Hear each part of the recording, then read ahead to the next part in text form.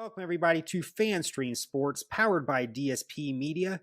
This is episode number 42 of the Fighting Irish Daily Blitz. I'm your host, Rob Thidoff, also known as RPT, to discuss men's right now. We just talked the women's big win at Virginia Tech. Today, the men played Georgia, coming off that disappointing home loss to Marquette last week. That was a fiasco. This was called the Holiday Hoops Giving, played in downtown Atlanta, not on the campus of Georgia. You would have thought at the first half, we made 7 of 13 3-pointers. We out-rebounded Georgia 15-14. You think, oh, we're up by 10 points at half. Not the case. Down 41-36 over a much more athletic Georgia team.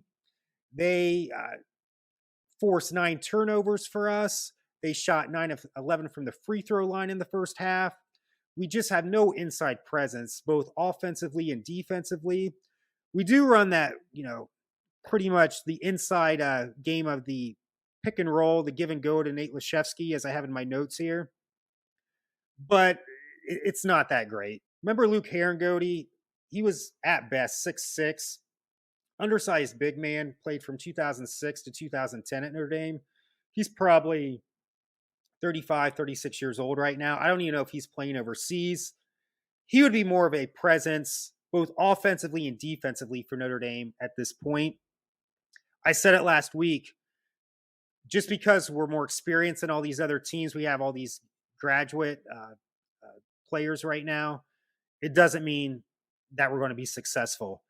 I know Coach Brey likes to go very old with his teams. That only works when you have athleticism as well. That great 2015 team that almost beat Kentucky in the Elite Eight, you had Jaron Grant, Pat Connaughton, Demetrius Jackson, Zach August. Great athletic team. Some role players in there too. Veteran team as well. And even the 2016 team, veterans as well, but they had athletes too. And I just don't see it from now until the end of ACC play, this team making the tournament. I thought it was a joke when the announcer said, this is just going to be another resume builder for if Notre Dame wins this game today, because they were acting more or less like, we're going to go to the NCAA tournament regardless.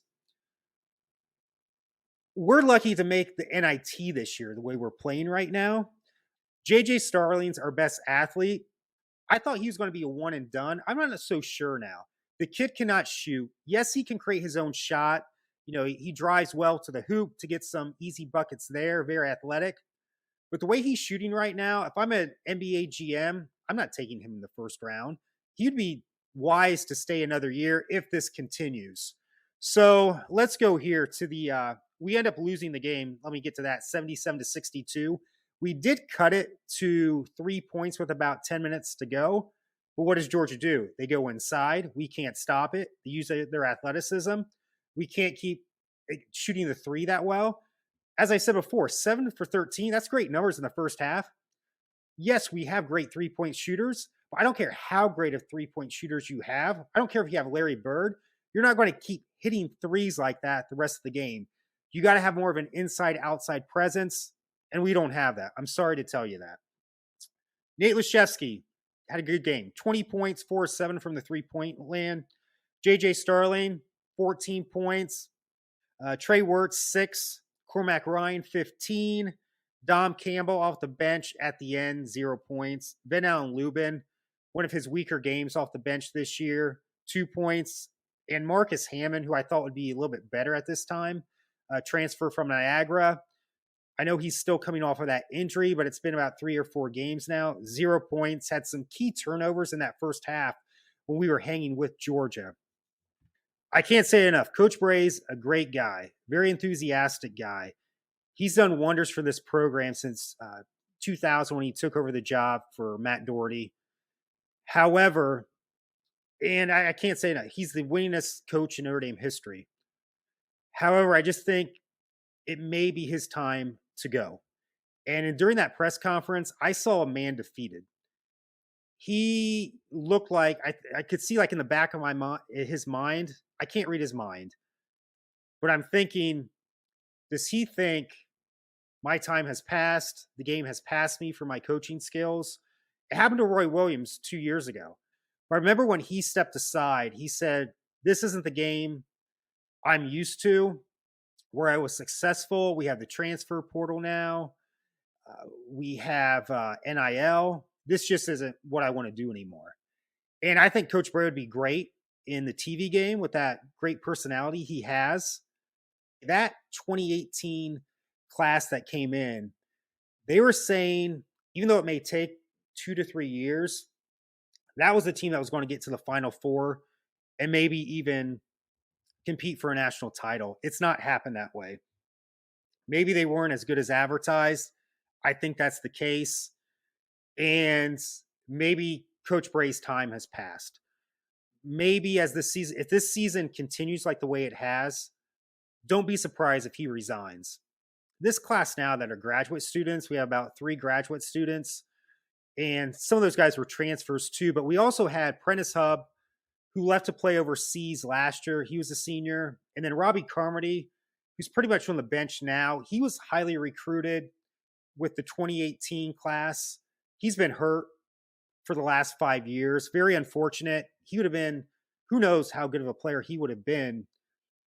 But I think, too, this class maybe wasn't as good as advertised.